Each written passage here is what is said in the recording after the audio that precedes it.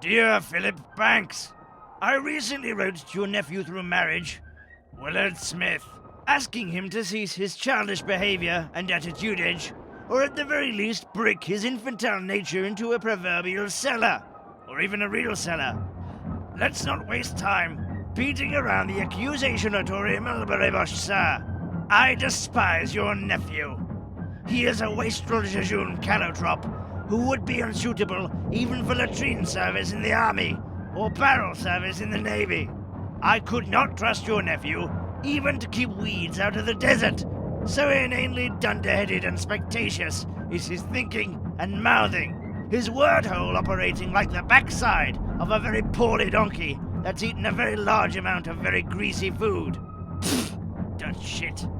I do understand, however, Mr. Banks, that you cannot simply duel the boy, striking him over and over with a sabre so that his head looks like the frayed end of a rope, because of obligations to your wife and all of that. So I have thought long and hard about how to deal with Master William. His voice like a small maggot left inside a head wound that grows into a fly, buzzing and buzzing with no place to go.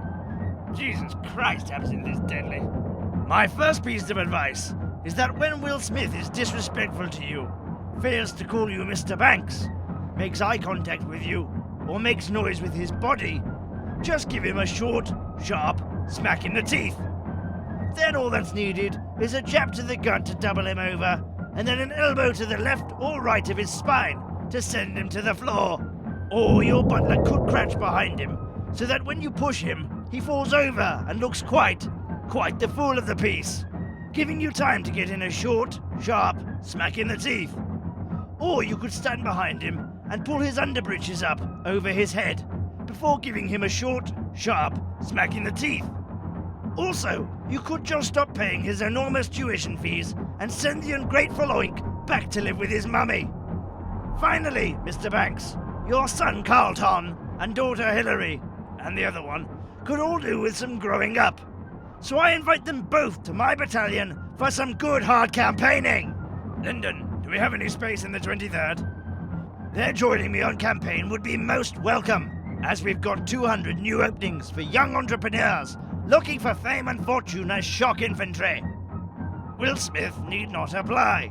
Yours, pertilagingly softly, Lieutenant Colonel Anonymous Bilgewater.